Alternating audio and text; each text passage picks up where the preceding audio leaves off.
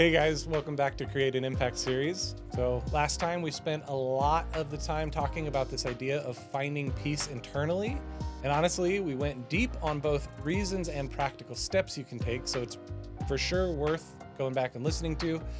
But we barely scratched the surface on the other half of the equation, which is the results outside. Inner peace inside, results outside. So, what do you do once you've started your inner peace journey? And today, part 2, the extended version, we're picking it back up and diving into how that inner work turns into outer impact.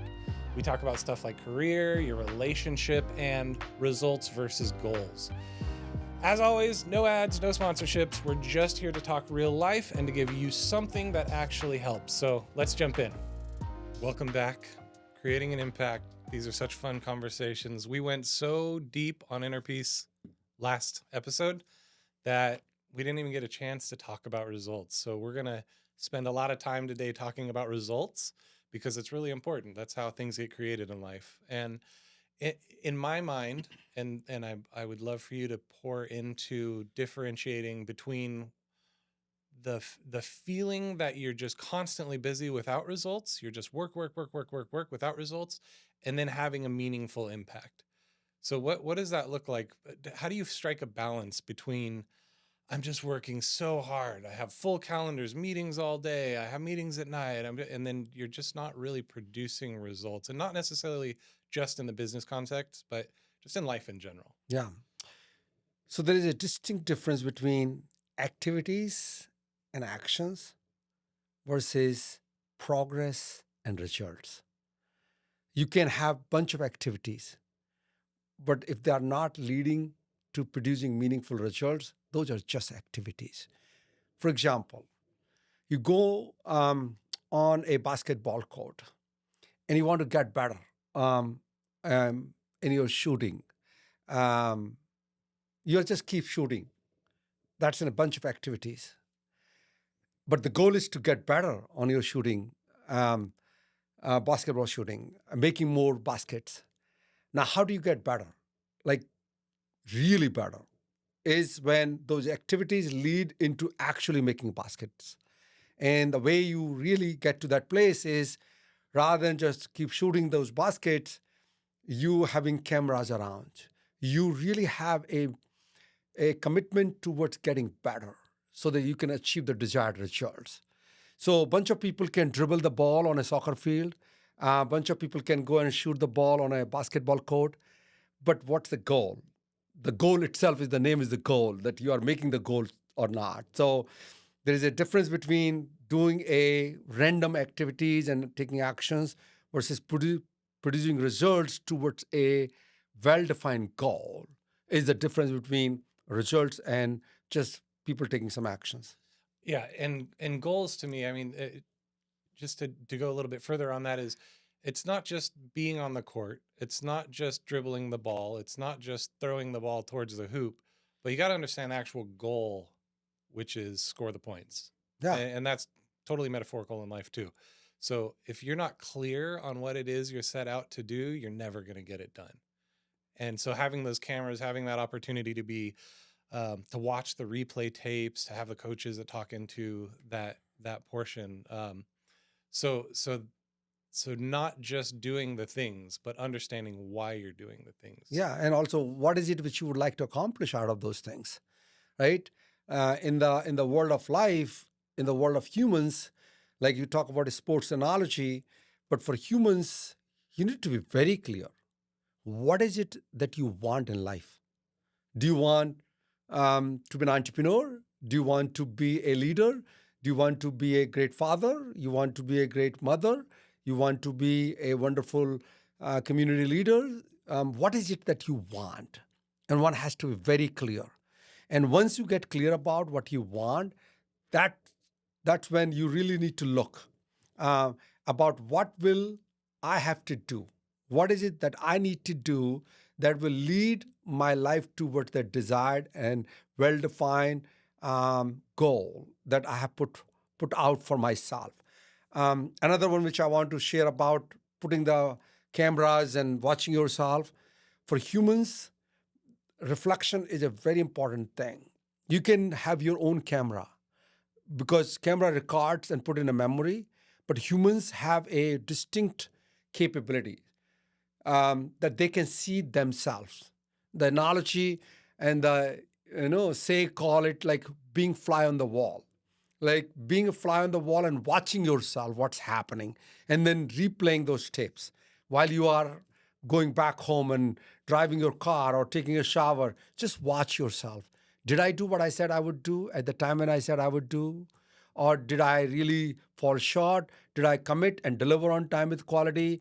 Did I find reasons and justifications and explanations? Or did I say, no, I produced results?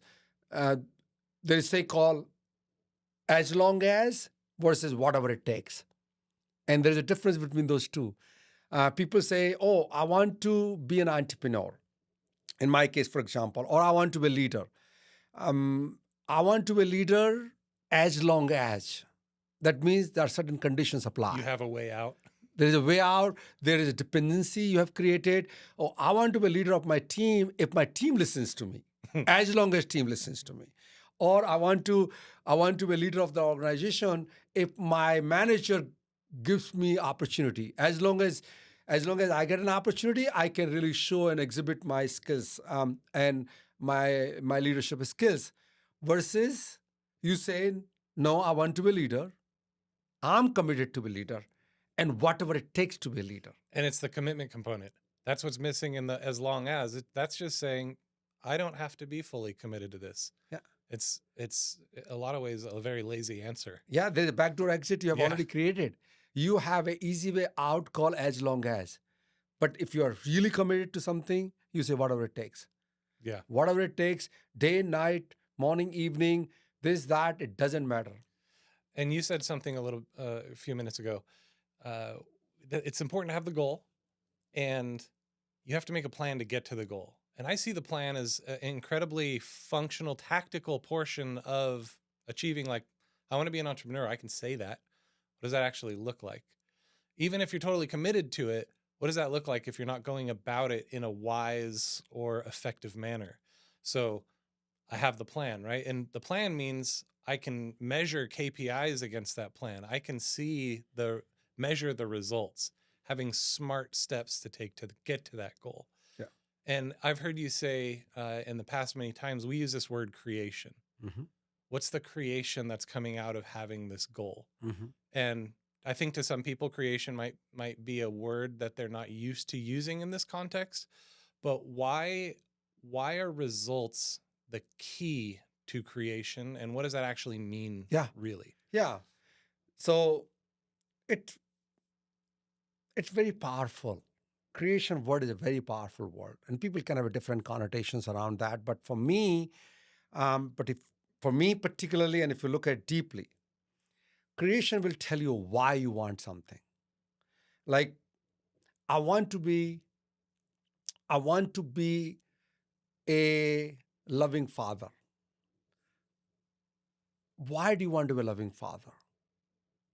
Because you want to create an experience for your kids that they mean something. They can be a powerful citizen on this planet. You want to create a possibility. So what is the creation of being a loving father? For example, the creation is that your kids will have a great life while you are here on the planet, and also way after you are gone out of the planet. That's the creation out of it. Loving father is a commitment, but creation is that your kids will have a great life and great experience, and this world will have a great human beings. So being an entrepreneur, for example, I want to be a great leader. I want to be a powerful leader. I want to be a loving leader. But what's the creation? That you will have an abundance of jobs. You will have a community that is vibrant and thriving. You will have an organization that is creating possibilities for many people on this planet. So for me, creation will give you the reason behind the goal. Like if you take about the soccer as an analogy, the goal is to make goals. But if, let's say, two teams are playing and it's a World Cup soccer game going on, the creation is the country will feel proud. The citizen of the country will have a great time. if those goals allow the team to win. So, in a semantic way, at a lower granularity, is let's dribble the ball so that we can make goals, so that we can win the game, and the creation is the country will feel proud. So a goal is more the result, and the creation is the bigger, the Purpose. macro. It is the purpose behind the goal. Yeah. And it is so rooted and centered towards what you would like to accomplish through those goals and results. And it's like the loving father scenario. A result could be I show up to every practice for my daughter. Beautiful. That's a result. Yeah, that's a result. And another result on a more impactful level is my daughter can depend on me to be there. There's an expectation that her dad loves her. There's an experience that I've created for her that I want to be there with her and for her. And then the creation is, maybe later on in life, she understands that daddy loved her a whole lot. Yeah. And also later on, when she goes to college, she will not be insecure. She will always feel being whole and complete, that her parents, her father loved her enough that she doesn't need any more acknowledgement or recognition, so that she can be free from inside and be free in the life. Like coming back to what we do at In Time Tech, for me personally, the goal is to grow revenue. The goal is, for example, this year, like for us, let's grow the revenue. Let's have a profitability. Let's have 10 more clients. Let's have a few more products. Those can be goals. But what's the goal? Ultimately, what's the creation? Yeah. For me, creation is creating abundance on this planet. That's the ultimate purpose. So creation will give you the ultimate purpose. The goal is the short-term results. So I want to spend a good chunk of time on this. Please. First off, as a disclaimer, because I'm going to ask questions that give you an opportunity to really speak about your experience and who you are and what you've created. And I don't want that to land. And we talked about this in the last episode, but just in case you haven't heard that one, I want to talk about it again a little bit. There's a big difference between confidence and pride, and a big difference between sharing facts that happened and sharing them to create this me focus. Yeah, Look boasting. how good I am, boasting. Yeah. And I know you. And maybe some listeners don't, but I can guarantee everybody it's not boasting when he shares. So Thank you. I want to hear about your entrepreneurial journey in the context of inner peace, creating results, outer results, and with regard to the measurable steps. Like, how did you measure yourself? You knew pretty clearly, I'm sure, from the beginning that here's the goal. I want to create abundance. First off, what does that even mean? Yeah. And second, how did the journey flow and grow as the years went on and you progressed to where we are now? Yeah. So for me, I think results are important, because nothing happens until you do. You can think all day long. You can talk about something all day long. But until you do something about what you're talking about, nothing will happen. Now, that also will not take you towards the goal that ultimately you have put out for yourself. So way back in my childhood, I said, life can be better for me and life can be better for others. And I was quite clear about that how I'm going to live. Why it happened, how it happened, probably it's immaterial, but it happened. And so when I start thinking about starting my entrepreneurial journey, I say, okay, I want to be an entrepreneur. And I want to share, Eric, something very distinct, what we just talked about a few minutes ago. There is a difference between I want to be an entrepreneur and I'm committed to be an entrepreneur. Yeah. Right? Want is a wish. Want is I like to be. I want to be. There is a lot of as long as belong to that category. I want to be as long as my wife allow me to, or as long as I will have enough money, or as long as I will have few things, or I will have skills and tools. I was way different when I started this entrepreneurial journey. I told myself that it is such an important thing.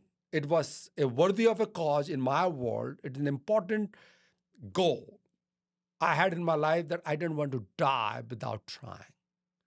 Like, I was so committed to be an entrepreneur that I didn't want to die without giving a best possible shot to it. And that itself gave me a platform to be clear about what I was up to creating. And that's an important distinction as well. First step, I think when everybody's formulating a plan, it's always like, I want to be a 10 out of 10. The first step is be a 1. Just go, try. No, definitely. And then learn, and then do it a little bit better, and then better and better until you do it best. And I will tell you about that. That you asked me a question, what were my steps towards entrepreneurial journey and how I went about?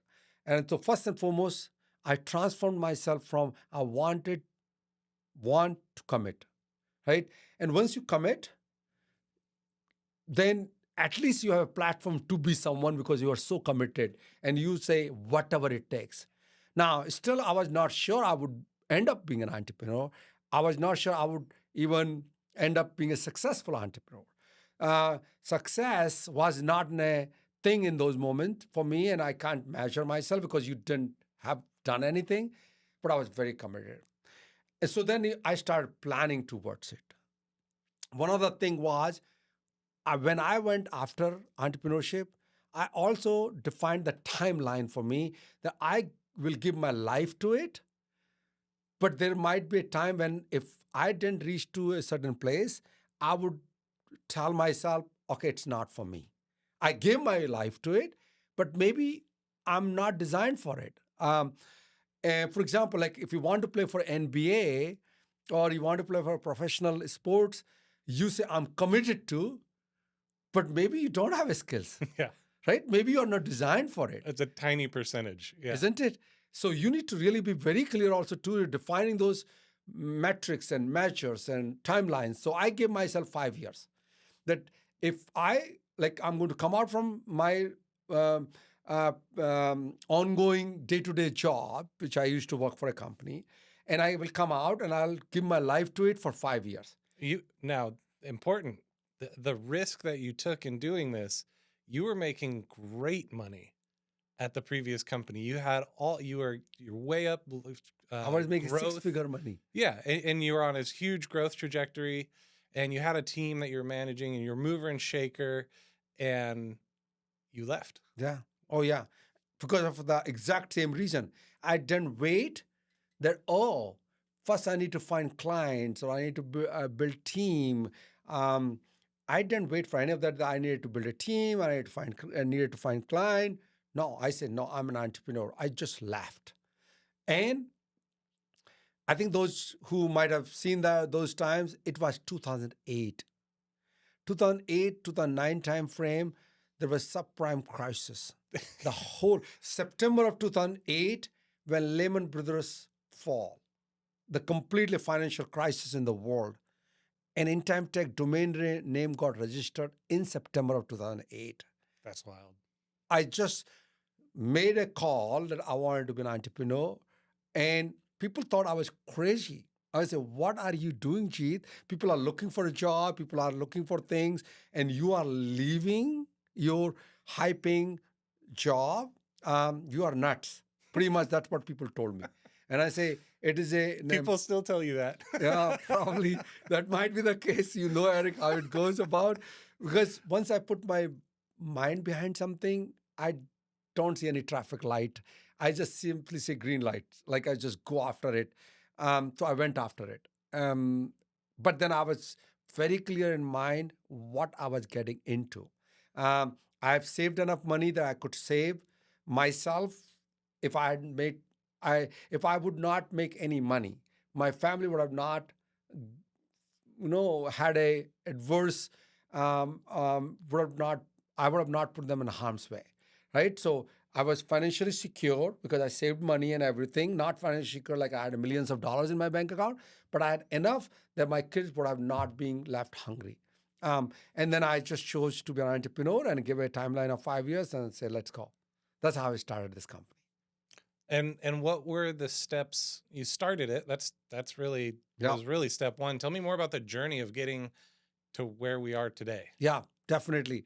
So if those who are listening to this conversation or those who are going to watch this conversation, the viewers and listeners, I want you to make sure that you go very clear about you understand what it takes to be an entrepreneur. If you are interested to be an entrepreneur, because that's what I'm talking about, but you can implement that to any area that you would like to achieve and you want to build your career on. Um, First and foremost, you get clear about what are the different attributes of that field. In the case of entrepreneurship, I had a few. Number one, you have to have some kind of product or services that people are willing to pay for. Second, you need to find people who are going to pay for. Third, you need to build a team who can build those products and provide those services to the end customers. I think those were the three things I had in my mind, that I have to have something that I can offer to people that will be product or services. I need to find a market or people who would believe into me and the company and then buy those products and services, and then a team behind who can really build those products and services. Those were the three things. And we're people first. We're known for our culture and how loving we are from leadership down, top down. When you looked at building a team, what kind of people were you looking for? Yeah. So there is a say that you can teach people capabilities, but you cannot change their attitude, right? So for me, I was looking for people who had attitude of gratitude. They were not about me focused. They were not about me. Now there must be a need about my family, my own salaries, and all that stuff was total. I understood and I totally understood, but that was not negotiable, right? It was non-negotiable skills called, do you have an attitude of gratitude? Do you feel that your life has a bigger purpose? Then I looked for the capabilities. Does that person has capabilities enough to do the job? Hard skill, soft skill, love and leadership, capabilities and cultural alignment. You can cut it from any direction. So first and foremost thing, I looked at it, what kind of people that person was, or what kind of people that those people that I was hiring were. And once I was agreed and convinced about that those were having the right skills, then I had our CTO now, Rakesh. Okay, Rakesh, why not you go and talk with them? Can they do the job? And when those two things are aligned, we hired people. Initially, about 4 people I hired, and then 10, and then 20, and then 50, and 100, and the rest is story. Yeah, and when I joined about 3 years ago, coming up on it, we did an offsite, creating abundance offsite, and I was there with, I don't remember the exact number, but it was like 65-ish new Yep. hires. So it was a big new hire chunk. It was right at the brink of you bringing on higher level secondary leaders. And in my experience, especially in my own personal life, I don't think I had the self-awareness at the time to say, oh, I have an attitude of gratitude for sure. So how do you look for it in people? Because you brought me in as on that leadership team. So why what do you look for Yeah. in people that aren't as self-aware yet, but you see the potential? Yeah. If we come back to what we talked about in our last episode, Peace Inside, right? So if you think about, I was very committed to be an entrepreneur. It goes on the same lines. So once I was committed to be an entrepreneur, I knew that I needed people who could extend this conversation of creating abundance on this planet and help us to build this company. So what kind of skills and what kind of tools and what kind of attitude I was looking for? When somebody talks, you could see in that person's talking how much it's about them versus how much it's about others. Now, some people will talk about themselves, but it is coming from the place of their necessities that they need to fulfill for themselves and for their family, or are they indulging in their own insecurities internally? And it comes out as boasting in It's many ways. boasting, talking about themselves. Just it's all about me. I'm never being enough, but then I want to care about others as long as they care about me. It's a give and take. There's so many things you listen to. In within like 5 minutes, you can figure it out. And that's about how long our interview was. Yeah, isn't it, Yeah. Eric? Shortest interview of my life. And it's not difficult if you listen, because if you are also someone who's fully transformed, if you are fully transformed, you can figure it out other people's being state. So for me, I think it's very easy. Still, you give me someone for 5-10 minutes and I can figure it out where that person is. It's not that difficult. Yeah. Yeah, I can see that now in hindsight. Definitely struggled with it at first. Yes. So what we've talked about up to this point, you've given some examples of how to check metrics, especially in the business sense.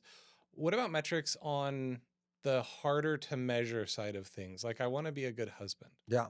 or I want to be a better dad, or I want to be a good person, or a community leader. They're just Or I want to be a good manager. Or I want to be a good leader in the organization. Maybe it is yeah, not that hard, but it still can be hard, right? Anything that you, or I want to be a good player, right? That's easy to measure how many goals you did or how many baskets you made, right? So there could be result-based measurement, but there could be a perception-based measurements, right? yeah, That's what you're asking yeah, for. yeah, Yeah. yeah.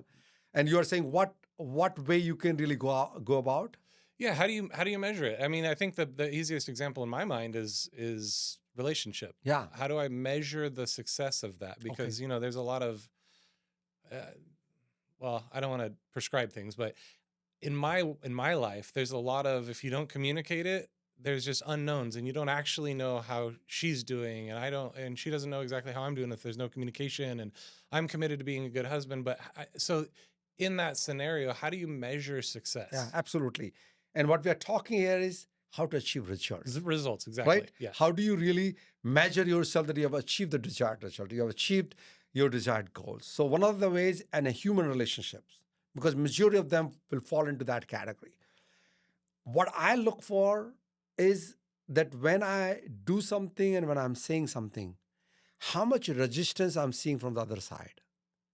Like if I'm proposing something and if I'm saying something, is the other person always countering that? Or does other person have a complaint about that? Does that other person really feel bad about it? If my experience is that there is resistance, complaints, not being with me on the same page, that means there's something coming in between. So even though I have a great intentions, I just want to be great at something, but I'm not being received as a great at that thing by the other party. And the reason might be many, but you can blame that person and say, hey, that person is just arrogant, or that person doesn't like me, or doesn't that person is this or that person is that. But if you really dig deep, it is your responsibility because you want to achieve the results of I want to be a great husband and I want to be a great father and I want to be a great mother and I want to be a great employee. It is your responsibility to create that possibility. So I'll give you an example which will help our viewers and audience. Let's say you are an employee who is maybe at the first level employment, right? Like you're like a software engineer, or you are a entry level engineer or a entry level employee, and you have a manager, and your goal is to grow on the corporate ladder. Your goal is to grow in the organization. Now, how do you really ensure that you grow? That's your Yeah. right. That's your desired result. So you need to really look at it. This is a step-by-step process you can adopt. First and foremost thing you say, okay, I want to be good at it and I want to achieve this level by when. So define the scope and schedule. And I'll let people hear those two words. Define the scope and schedule. Because without those two things, you are just hitting in the dark, right? I want to be a manager in 3 years. Once you are clear about that, that's a path that I've been going after, and that's a path that I'm really embarking on this journey, my journey on.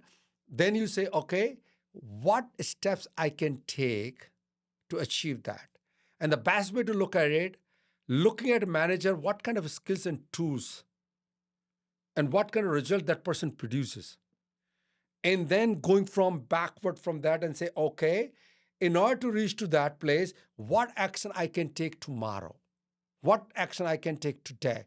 What action or actions I can take week or month from now? And you just completely doing it. And after a month, you measure. Did I bridge the gap? Did I shorten the path? Because the schedule is 3 years. Out of the 36 months, 1 month is gone. Am I getting nearer to my scope, the desired goal, or am I farther back? That would give you an idea about am I making progress or not, and am I making progress towards the desired results. You can use the same mechanism, same techniques. If you want to lose weight, let's say if you want to lose weight, let's say I want to lose 20 pounds. Okay, 5, 6, 7 pounds a month is a good number, right? Maybe 1 pound a week, 4 to 5 is a good number. If you are, if you really go aggressively, 6, 7 is a good number, but 4 is good number. 20 pounds I want to lose 5 months. And every week you measure. Am I getting on weighing machine? What results I'm getting? So scope and schedule are important measurement towards achieving the desired results. And in both examples, I can see an opportunity for, so in the manager example, bringing your manager into it and saying, hey, I want to be a manager in 3 years. This is my goal. This is my plan for myself. I'd love to enroll you in that. What do you see as steps? And have them help guide you in that. Because at a level 1 entry-level employee, you may have no idea what it looks like in the company. And that's where the coach and manager comes into the picture. Yeah, exactly. And then likewise, I'm blanking on the other. Losing weight. Losing weight. Sorry, I went to basketball. Yeah. And then on the losing weight side, it may be informing your family members, hey, my goal is to lose 20 pounds. I'm going to be eating a little differently. You can expect that. Please help keep me accountable. Enrolling people. There's people also involved and make it a lot easier too. Yeah. No, I think you are bringing very important element towards achieving goals and results. What we are talking about, achieving results, right? Peace inside, results outside. I can also share with you, Eric, about this whole about achieving results is when you are clear about what results you want to achieve, you also should define what we talked about, why you want to achieve that result, why you want to become a manager, why you want to lose weight, because that's a purpose, right? That's a creation. Because if you are clear about creation called, if I become manager, my influence will be that much more in the organization. I will be able to provide that much more livelihood to my family. What would you say to the person that wants to be a manager because they just want a bigger paycheck? Yeah. And I think that's a good thing, right? I can also tell you about money. If you want a bigger paycheck, I have a say that money is the reason to live. No, money is required to live. Money is absolutely required to live, but love and creations are the reason to live. Also, I'm very clear that money doesn't solve all the problems, but lack of money creates all the problems. So that on the other side, lack of money will create tons of problems. Therefore, you should make money. But money is not the reason.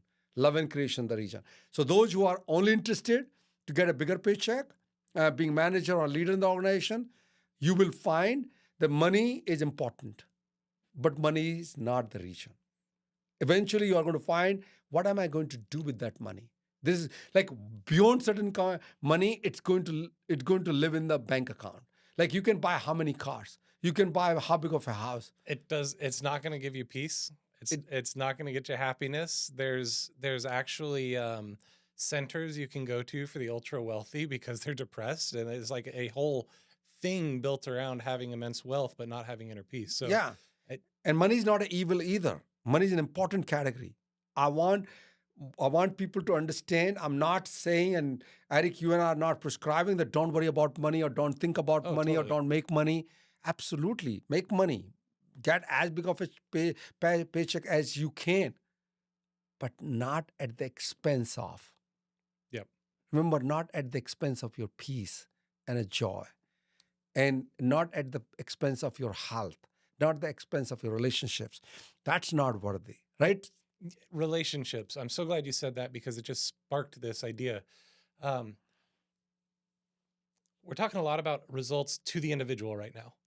And we shared that maybe you want to be a manager to have more influence.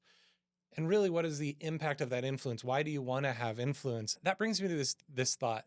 You shared when you're a manager, maybe you're aspiring to be a manager for the impact you can have. And I think the impact is a very, very noble, important thing to consider. And it also really plays into why we're talking about results. Why do you just have results for yourself versus what are the results doing for other people? Yep.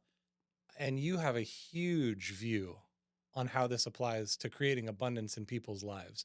And I would love for you to break that down in a digestible way. Yeah. I say that in a team setup, until you produce the results, team cannot win. The goal is team to win, but then you are an important part of it. And so achieving results outside for other people is and can only be possible when you produce results for yourself first. But they are not it's not the goal. It's not the ultimate goal that you produce results and feel great about that. Yeah. That'll make you very self-centered. It's about you, but that's not the thing.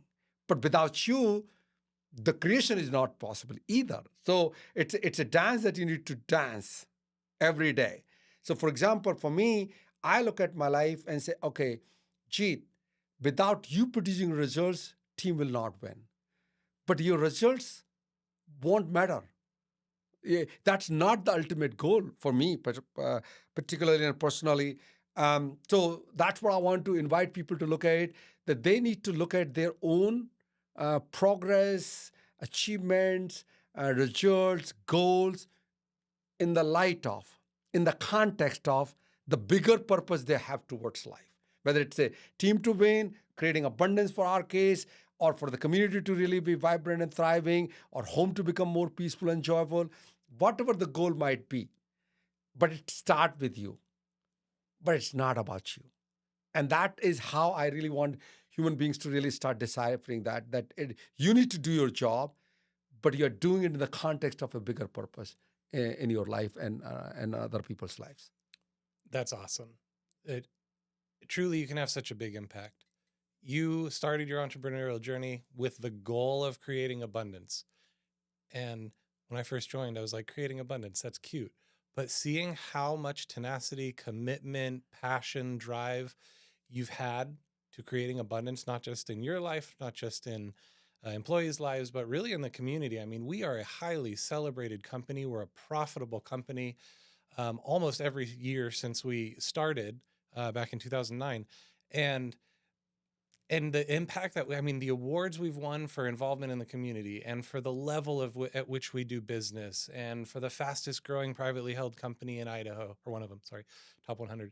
And it's just, it goes and goes and goes and goes. And the impact of in the lives of the 1,200 people that are currently here, in the impact of my life, I can speak to it very, very, very plainly and how much change I've experienced here. That's the impact that not just you, but anybody with some commitment to a goal can have. Oh, yeah. And I think that's just an incredible opportunity that a human has for other humans while they're on this planet. And I feel blessed about that. Eric, I feel grateful and I feel blessed. I feel privileged that I got an opportunity to be one of those human beings who can create this possibility to start with for myself and my loved ones and for our employees and our partners in this community. What better way to live? yeah, Right? There is no better way to live than the life of a lot of creation and celebration and other things that we are able to experience through this journey. it's amazing. And I love to be a part of it. So thank you. I like to end each episode with really practical advice. And in this case, what skills do you need? What kind of practice and tapes do you look at to really produce those results that take you closer to the goal? Yeah. I think end of the day, you need to really be clear. Nothing happens until you do. But what kind of doing?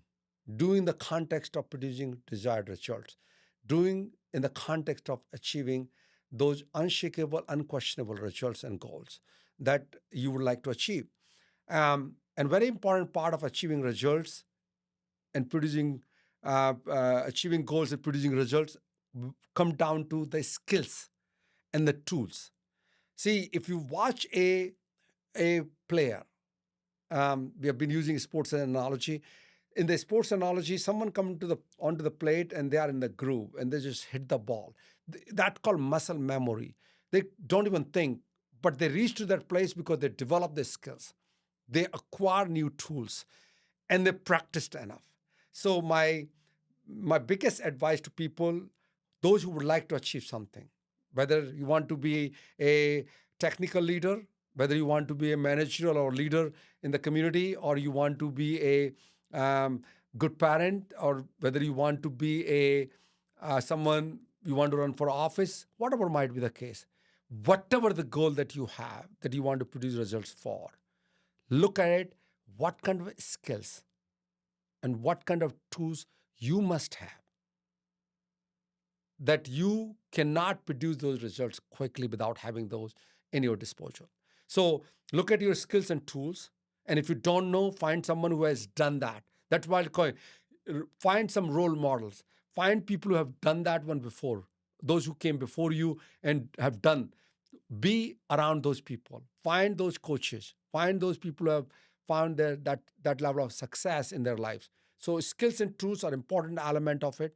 And once you have skills and tools, they are abstract until you put them to practice, right? Having a discipline, a ongoing practice sessions. If you want to be a manager and leader in an organization, find an opportunity to lead meetings. Go to a team level meeting, have a scrum meetings, having an all employees meeting. Just have an opportunity to practice, apply those tools and skills, and watch your tapes after the meeting. Look at how well you have done in particular area or where you are falling short and where you are good at it. All of that will allow you to get the mastery. Because when you have a mastery and when you are a master in something, it becomes effortless. And the scope becomes that much more bigger. And the schedule becomes that much shorter. You can achieve so much more in a very short period of time because you got good at something. That's the mastery we are talking about.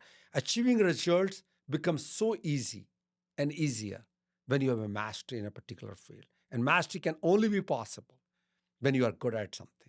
And you can only be good at something when you have the right skills and tools and when you have a real practice at a level where you can absolutely hit every ball pretty much out of the park. At least you have a skills and tools and capabilities. Whether you hit it or not, but it'll allow you to swing and swing confidently. And that's what I would like to leave audience with. Yeah, exactly. Rewind a couple minutes, go back, pause, take notes. It's a very simple plan and it just needs and takes commitment. So I'm really excited to keep this conversation going in the next episodes. I'm really glad we paused and dug into the result side of things. Because it's so important. And there's a lot of celebration, by the way.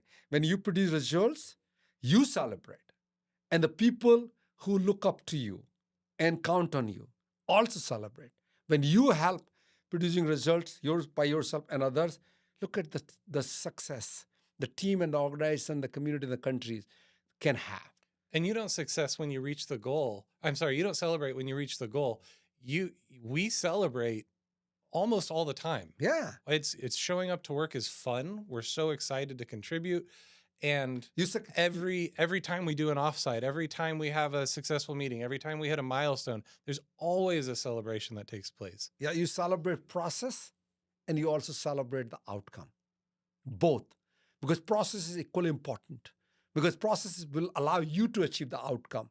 But if you are waiting for only outcome, then life becomes quite busy.